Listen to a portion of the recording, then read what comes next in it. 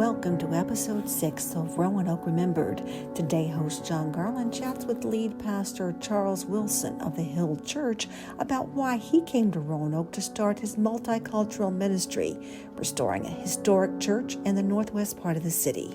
So sit back and enjoy episode 6 of Roanoke Remembered. I'm very pleased to have as our guest today a very good friend of mine, Charles Wilson, and he's not only a friend, he's my pastor, because he's the pastor of the Hill Church, and he's been here in Roanoke about 7 years. And I've asked Charles to be part of our podcast, Roanoke Remembered, and because he's not an outsider anymore, but he came to Roanoke as an outsider. He could have gone anywhere, but he chose to come to Roanoke for a variety of reasons. And so what I hope to do today in our conversation is to pick Charles's brain as to why Roanoke was attractive to him, because that's important, I think, for Roanoke in general. We want to be an attractive place for people to come. And also to delve into whether Roanoke exceeded his expectations or underperformed relative to his expectations, and hopefully see if Roanoke's good enough, he's going to stay here for quite some time, which I certainly hope, because I want him to remain my pastor. So with that, Charles, I'll just open it up as to, when I first met you, which was about 7 years ago, again, you could have chosen any place you wanted to go, but you were trying to follow what you felt like was the right thing to do, and you considered, I would think, a number of places, but you chose to come to Roanoke, which we're very happy that you did. But we'd like to hear a little bit about why you chose Roanoke. Well, thank you for having me, and thank you for this podcast. It was good for me to listen in and hear stories, been able to look back at some of the previous episodes, and I think this is going to be great for the future for people to look back and hear some of the great stories about Williamson Road and all the hospitals that don't exist and all the great things that we forget, because things are moving pretty fast today. So my wife and I are born and raised in South Jersey. We lived there our whole life. Our whole family was there. And around 2008, I think, we moved to Dallas, Texas. And we were there up until we moved here in 2017. At the time, I was in ministry. I was looking at different places. I think we applied to a couple of churches in St. Louis and Minneapolis and a couple of places. We didn't really have a destination set. We felt like we were pretty open to where we felt called to go and serve. And our son, our oldest, we have two boys. Our oldest, which is 26 now, he was going to school at Liberty, and we dropped him off at school, and we were on the way back to Dallas, and my wife wanted ice cream. And so we stopped at Brewster's off of Williamson Road, and while we were there, I looked at the map and I saw we were in a town called Roanoke, and I said, I've heard of this place once. There's a group of kids from the Acts 2 organization that would come to camp in Branson, Missouri every year. They were very involved with kids across America. And I remember I met this guy at the table once, and we started connecting and laughing and joking and sharing music. His name is Macklin Mosley. And my son got into photography in 2015, and we bought a camera from him here in Roanoke. And so while I was sitting there, I remembered it came from Roanoke. And so I sent him a message on Facebook and said, hey, I'm in your town, we're getting ice cream. And he said, well, if you're not in a rush, there's a better ice cream spot across town. And so the line was long, and we had time. We had just dropped one of our two boys off, so we felt like crummy parents, leaving our kid on the other side of the country. And so he brought us around to a place called Hits. And today it's called Blue Cow, but back then it was called Hits. And I remember walking inside and seeing this older gentleman in the back turning chocolate with his hand, and then sitting in the back, looking at the greenway, looking at the bridge with the date the bridge was built. And I said, man, this reminds me of where I'm from. And I'm from South Jersey. Usually people think Jersey, they think New York, but you've driven your bike up by Cape May. I'm from South Jersey, Southern New Jersey, which is more like Roanoke. And I really miss the slower pace of life, of knowing your neighbors, knowing your dry cleaner, knowing your butcher, like things like that I grew up with, where I just knew everyone in town. If I went to Walmart, There's 20 or 30 people that I knew from growing up. In Texas, it's not like that. Our church had almost 5,000 people, and you would never see anyone all week long. There wasn't really a community. We lived there almost 10 years, and we barely knew any of our neighbors the entire time we were there. And so sitting there really reminded me of where I'm from. And I missed that. I definitely missed the slower pace. And so we went up to the Star from there. He surprised us with the Star. I didn't know it was up there. And I think that was the moment we felt like the Lord began working on our hearts to consider Roanoke, but we didn't share it with each other. I was ready to move 2 years prior, but my wife wasn't ready. And I didn't want to force her this time because Texas in the beginning was challenging. So I said, when she's ready and she feels it, we'll go. That way, if it gets hard, she won't quit and we'll be fine. And so about 3 weeks later, we were driving to Houston. We would take date weekends every quarter just to make sure we're focusing on our marriage. As our kids were getting older, we didn't want them to grow up and move out, and then we say, hey, who are you? And so we were doing one of our date weekends to Houston on 45, and Trinae leaned over to me and said, why don't we plant a church in Roanoke? And I just lit up. That was it then. That was it. I lit up because I was ready to do something great. I had felt Roanoke when we came here. And on that trip, driving down to Houston, we came up with the name, the Hill Church. We came up with some of our things that we use today. And so that was pretty much the beginning of the journey. So I need to thank Macklin. Macklin's a mutual friend. I met Macklin probably about the time that you were talking about or thinking about coming to Roanoke. And I met him because of my position on city council. And he had a gathering in his front yard in the summers to talk about race relations. Yep.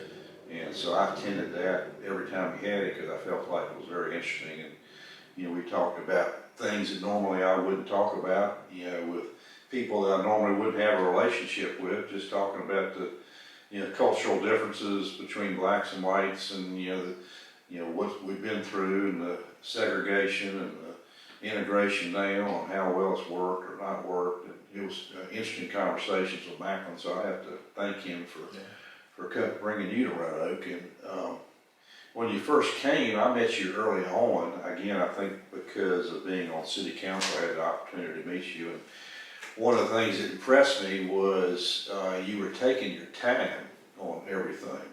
You had decided that before you were really going to do anything relative to the church, you were going to meet people and learn about Roanoke. And so you set about doing it. I mean, you were always out there talking to people and trying to educate yourself about what Roanoke was and the different pieces and parts of Roanoke and the geography of Roanoke. And that really impressed me that you were not acting until you felt like you were ready to have an education that, led you to where you wanted to be. And sort of like what you did deciding to come to Roanoke, not coming until you got an indication from Trinae that that's what you wanted to do. So tell us a little bit about that after you got here and what you set out to do. Yeah, I think part of that is being young and doing things, missteps. By the time I moved here, I was close to 40, so it was another reset of life and recognizing if you're going to do something long, you should work on the foundation. When we first moved to Texas, I made a lot of mistakes. As a northern New Jersey guy at a church in Dallas, one day for one of my youth events, I wore a Donovan McNabb jersey, and I got booed. They booed me at church, and I was like, you can't boo people at church. And I also threw an event on a Friday night. Did you become a Cowboy fan? I didn't. I figured out how to survive, but I also knew there are certain things you shouldn't do in a different culture. And one of them was I threw an event for youth because I worked in youth ministry back then, and no one came. And a father came up to me on Sunday morning and said, listen, we do football on Fridays, and so we will never come to your event. And so after a few missteps, I recognized, all right, I need to understand. You had an event on Friday night during high school football season, and I didn't know. Football wasn't a thing that shut everything down in New Jersey. And so moving to Texas, I recognized I didn't understand the culture. I didn't take time because I thought the things that I was doing is so great, you should just come.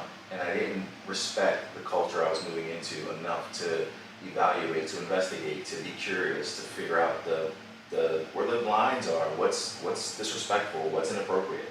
And so moving to Roanoke, we spent 2 years learning the city. I spent a lot of time before we moved here just learning the city.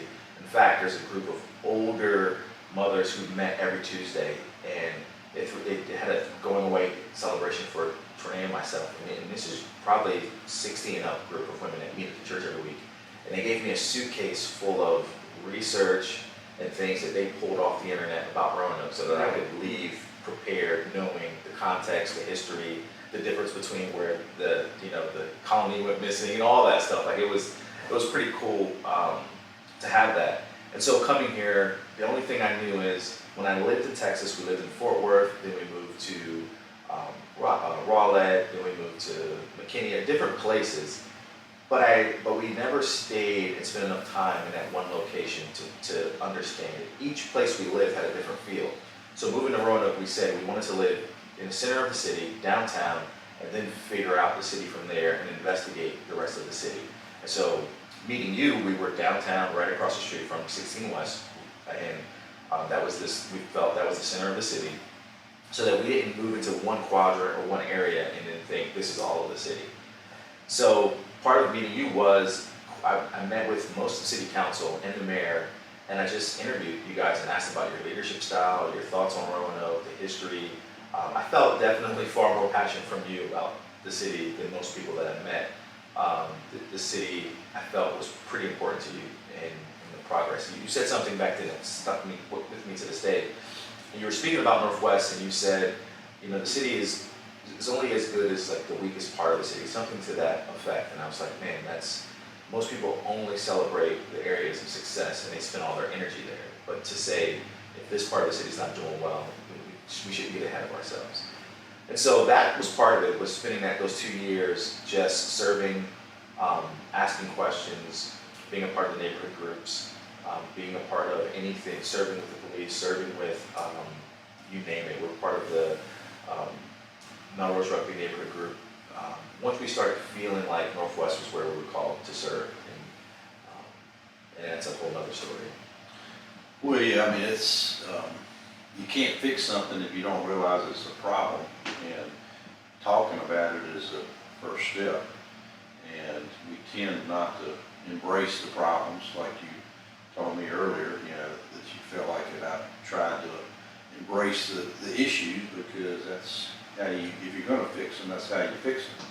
So, of course, I grew up in Northwest, so it was dear to my heart, and I've seen Northwest transition in a lot of ways over the years. So, and there's still a lot of needs in Northwest, as there's not needs in other parts of the city, but Northwest has its own unique needs. And one of the things that excites you and me now is the fact that Hill Church is moving to. They're already in Northwest, but they're moving into a former church in Northwest on Lafayette Boulevard. It used to be the Villa Heights Baptist Church, which is, and I've been on social media talking about this transition to Villa Heights Church because it does excite me, because where I went to church when I was in high school is where I was baptized in high school, and it was a different place then. It transitioned. At one time Lafayette Boulevard and all the surrounding areas, all a white neighborhood, and then after urban renewal, it started to transition and changing more to a black neighborhood and scaring the whites. And the church eventually decided to build out in Roanoke County and left that building empty, and it was basically empty for 40 years. And now we have the opportunity to bring it back to life and let it be what it was. So that's exciting. And I know you had, you could tell another whole story about how you came to that church and how that became a reality. So a lot of exciting, a lot of things happening, and that's just one of them. And Northwest is certainly an area that needs that kind of revitalization on Lafayette Boulevard. So you want to tell me a little bit about that? Yeah. So part of our investigation for those 2 years, we began to feel Northwest was the area we probably should go and serve in. But there was a struggle there, because in church planning, it's almost like a business. You are trained to move somewhere where you can be sustainable and where people will be attracted to within a few years. And as we looked at Northwest, it was one of the more challenging parts of the city where sustainability, it's usually an economic thing that's happening. It's part of the reason why Villa Heights probably left. It's also African Americans moving in, but if people are fearful or thinking this is not our community anymore, if we're going to thrive, we need to move to the suburbs. And so I wrestled with that for a while because it went against training, and I realized that a few things. One, some of the training that you get is really just for a business and not ministry. Ministry should be something that's the Lord's calling and directing. And so surrendering that to Him was the first thing. The other thing was looking at Roanoke. We knew we wanted to plant a multicultural, multi-ethnic church. We knew that that was important. We looked at the history of Roanoke and recognized it's also important for the churches here because they're just as segregated as the rest of the community. And we had a prayer walk on August 12th, 2017. And part of that for me was just a prayer to the Lord, hey, where exactly do you want us to go? Because there's great churches here. And when we got home that night, that was the night that Charlottesville happened. And I took that as a pretty clear communication from the Lord saying, you need to plant a ministry that speaks into this. And so let me say something about that before we move on, because, I've always been involved with the church, and my church has always been segregated. My church has always been all white. Maybe there was one black family maybe at each of the churches, but it was rarity. And so that's one of the things refreshing to me about the Hill Church is it's literally half and half. I was looking at at church last time and looking at the music, people playing the music. It's literally usually half black and half white, Hispanic. So it's very unusual, but it's refreshing because I look forward to the day when Roanoke is not known for its segregation, that it's known for how it's brought all people together. And I would say that it does require real intentionality. People will say, well, just do a thing and it'll happen. I think the issues that we have were intentional. The segregation was intentional. And I think if we're going to address it, we have to be just as intentional. And so there are people who will disagree with that and say that you shouldn't, but if you look at the spaces that they're in, they're not diverse. And so I think it requires a lot of dying to ourselves and our preferences and making sure we're fighting for the right things. And so that became one of the things where we said, could it just be a value on the wall? It had to be a reality. And so we did look at all the things that were working against us. We're going into a community that has challenges. We're going into a community that's not as diverse, which if on paper, I asked the mayor, where would be a great place to plant a multicultural, multi-ethnic church? And he said downtown. And that's where a lot of church plants were going when we got here. And we said, well, I get that, but the place that we felt the need was in Northwest. And so I was like, Lord, the map's not working. And Well, he probably thought there wouldn't be any whites who would want to come to Northwest. Right. And that because the map says this is what should happen. And so I was in Puerto Rico on a mission trip after the storms had hit there, and that's when it really hit me. If we're going to be successful and it's going to work, it has to be because the Lord is doing it, not because we're very strategic or we've got the right math. And so if we're doing the right things, the Lord will draw people. And that's been our story, starting in the Dumas Center, and then during COVID being downtown, and then being over in Emmanuel Baptist, and finally being able to move into Villa Heights. And when I came for a visit in August of 2016, after we realized we were going to come here, when we did that trip, I visited Roanoke, and Macklin gave me a tour of the entire city. The first stop on that tour was the Villa Heights Baptist building. And I said, Macklin, you guys have empty churches in your city? I've never been to a place where there's empty church buildings like that. And he says, brother, I will show you 3 or 4 of them before we finish they're all this over the trip. place. And he showed me Melrose over here, then he showed me the one over in Southeast, and I was amazed that there were so many empty church buildings. That was my introduction to Roanoke. And some of them are turning into apartments. Yep. Yeah. And congregations are coming together because one congregation can't support it. Well, tell me a little bit about your expectations when you came to Roanoke. You had seen good things, you'd heard good things. Did you feel good things when you actually came? let's see, let me think about how did I feel. I'm a very adventurous type person, so I think I was very excited to just start and learn, to be curious. So I loved everything, and I still love Roanoke. So everything about Roanoke, I was super excited to hear the history, super excited to be here. Um, I was excited about what I was seeing in the leadership. Let's see, and yeah,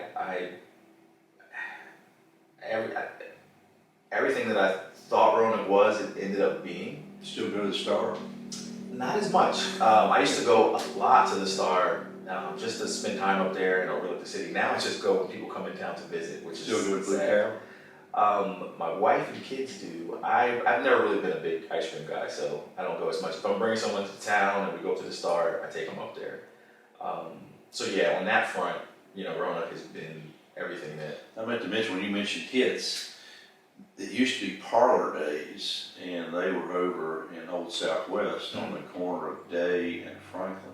Oh wow. And my office was 1 block away, and I ate lunch at parlor days almost every day. Wow. And which is the reason I got a little extra weight now, because I ate there every day, and every day I'd have a vanilla milkshake. Nice. So Nice. I enjoy the ice cream. Yeah, they're doing great. My wife's big on ice cream, so they. Well, tell me about any of your disappointments on Roanoke. I think if disappointments, I would say is definitely leadership. I feel like there isn't a strong enough leadership. I think, the city. What I've learned over the years is the city probably could be a lot further in a lot of areas with good, strong leadership, and just doing enough to get by. I think there's a lot of celebrating C-level accomplishments when we really should be shooting for some A's. I'm here as when you consider me younger at 46. We just got All-American City for the 8th time. I know. We've got good things, but I think we could do a lot better. With the resources where we are, I think we're doing good at hovering where we are. I think we do need good leadership that can really chart a course for the future. So our leadership's in transition now, as you know. Yeah. There's going to be a majority new council, a new mayor, a new city manager. So we're going to have an opportunity to see some of that change in a lot of ways. So hopefully it'll be in positive ways that we all enjoy and like. And there's a lot of things that you and I can talk about, because there's lots of issues across the city that both of us are passionate about. And I think it's important that we're talking, because again, you're an outsider looking in, whereas I've been here all my life, and Roanoke is important to me, not only because of the history and places, but also the people. I stay in touch with a lot of high school friends that I had. You don't have the opportunity to do that because you're in a different place. So, but you're meeting new people. But I really treasure Roanoke for a reason that you don't have the opportunity to, because I was born here and went to school here, and so forth and so on. Do you ever kind of wish you were back in New Jersey? I think I said that recently in a sermon. I was going through a passage. Does anybody really want to be in New Jersey? That's what we think down So here. it's funny that you say that. I just went home last week to help my son move back to Raleigh, and I did not have a good time in New Jersey. I was like, I was sounding like an old man. These jug handles they're not efficient. This is crazy. It's hot. Why is everything so expensive? Why is there tolls every 5 minutes? So yeah, I was happy to be out of New Jersey. But there is a part of me that regrets not being able to go back to my hometown to serve and do ministry and help the community. The way that you do with your hometown. And the reason why, it's like with most things throughout history, is the opportunities for, whether it's resources provided for your family or education, sometimes when you're in a challenging, impoverished community, because mine was pretty similar in South Jersey to Roanoke, I had to go to Dallas to finish my education, to be able to work in ministry, to provide for my family. And doing that, it took me out of my context. Well, once I was out of my context, I noticed most of the people I would hire would come from places like New Orleans or other areas, and they would spend so much money to get their education, they never considered going back to their hometowns to serve or to do anything. And that's part of what led me out of my context, was I had to go somewhere else to finish my education, and then there was never an opportunity to go back home. I want to change that with what we do currently. We want to create a residency program where young people who want to serve in Roanoke get their training, get developed here, fall in love with the city, stay in love with the city, and stay in the city. That's one of the ways of attracting young leaders who don't have to go to Richmond or. Unfortunately, I think we have things to come back for. Yeah. And I think that's true because all 4 of my kids are still here, which is a blessing to me. And a lot of the people I graduated high school with are still here. So you see a lot of the people coming by. They go away for a while and they come back. Yeah. We got to show them that sooner. I think we need to create those pathways sooner so that they can see that they can do most of those things here. And Roanoke's a great location. Within 9 hours, you could be at Niagara Falls. Within 9 hours, you could be in Florida. Like, that's pretty cool to jump in a car and do that. Well, I got a couple of memories of New Jersey growing up. One good and one not so good. We always, my parents would say, we just got to hurry and get through New Jersey. There's nothing there. That was, I think, what my parents were saying, because my mother graduated from high school in Camden, New Jersey. And she probably graduated at a time when Camden was the star jewel of New Jersey. I don't know, she doesn't have fond memories of Camden. And of course, Camden's not that great Camden's right now. Yeah. But then good memories is we went several times to the Steel Pier. You know where the Steel Pier is? Is it up in Come on now, Charles. Midway, Mid-Jersey? No, I'm from South Jersey. The Steel Pier is in Atlantic City. Oh. And they had a diving horse. You don't know about the diving horse in the Steel Pier? Well, that could be another topic, but Yeah.